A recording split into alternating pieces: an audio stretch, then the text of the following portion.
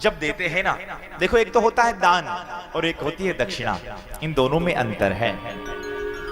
दान जो आपको कोई पात्र नजर आ जाए उसे दिया जाता है, और एक होती है दक्षिणा।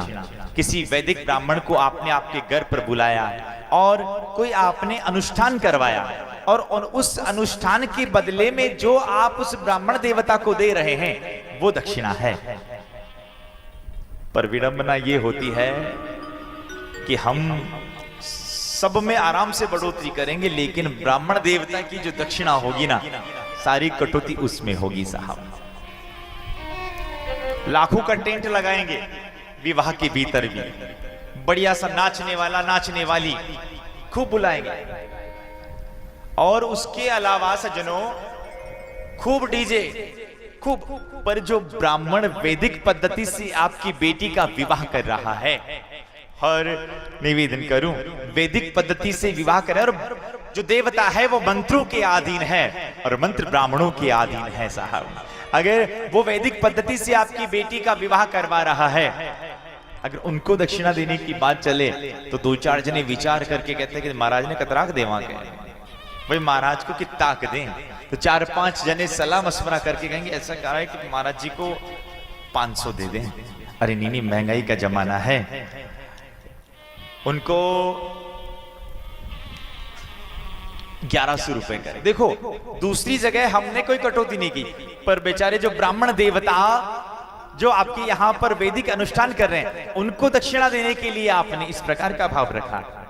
मैं आपसे निवेदन करूंगा, ध्यान रखना, कलेक्टर अपने बेटे को कलेक्टर बनाना चाहता है, डॉक्टर अपने बेटे को डॉक्टर बनाना चाहता है, हर बिजनेसमैन अपने बेटे को बिजनेस में उतारना चाहता है। केवल एक पंडित जी ऐसे हैं जो अपने बेटे को पंडित नहीं बनाना चाहते हैं। कारण क्या है? अरे वो भी सोचेंगे कि राम राम कोई काम धंधा करेगा आराम से आनंद से, क्या रखा है पंडिताई में।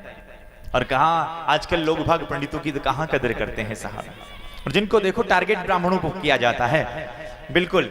और इस प्रकार का भाव, हे भगवान निवेदन करूंगा, अगर इस प्रकार का भाव रहा तो आपको वैदिक ब्राह्मण मिलना भी मुश्किल हो जाएंगे। ढूंढना पड़ेगा कि कहीं वैदिक ब्राह्मण मिल जाए, फिर तो नहीं तो वैसे ब्राह्मण देवता आ जाएंगे। कैसे? जहां एक जगह आ गए थे, किसी बेटी का विवाह हो रहा था और एक ब्राह्मण देवता ने दो जगह की साई ले रखी थी विवाह की, और जो ही कहा कि पहला फेरा हुआ, और पहला फेरा होने के बाद आगे से फोन आया, ओ महाराज आओ ना जल्दी, हमारी बेटी का विवाह करवाना है। दूसरा फेरा हुआ, तीसरा फेरा हुआ, और आगे से बार बार फोन आ रहा था, लो महाराज आओ नहीं, महाराज आओ नहीं, महाराज आओ नहीं। और इतने में 4 फेरा हुआ, कहा देखो महाराज जी आपको आना हो तो आओ, नहीं तो हम दूसरे पंडित जी बुलाएं। इतने में पंडित जी ने कह दिया विवाह संपन्न। एक बुढ़िया माई कह रही थी, महाराज गड़बड़ घोटाला कर दिया, ये फेरे तो आपने 4 ही करवाए, फेरे तो 7 करवाते कम से कम। तो पंडित जी ने भी कह दिया देखो इसको अगर रुकना होगा ना तो 4 फेरे में रुक जाएगी, अगर इसको भागना होगा ना इसको 56 फेरे भी खिलाओ, ये भाग जाएगी। कहने का भाव, कहने का अभिप्राय क्या है? अगर आप दक्षिणा सही तरीके से नहीं दोगे तो फिर आपको ब्राह्मण देवता भी ऐसे ही मिलेंगे। मैं निवेदन करूंगा आपसे इस व्यासपीठ से, आप मंदिर में जाओ, कहीं पर आप भगवान का दर्शन कर रहे हैं और वहां लग जाए कि पुजारी जी की धोती फटी है, तो मैं निवेदन करूंगा वो पैसा जो आप दान पात्र में डाल रहे हैं उन पंडित जी को दीजिए, ताकि वो अपने वस्त्र की व्यवस्था कर सके।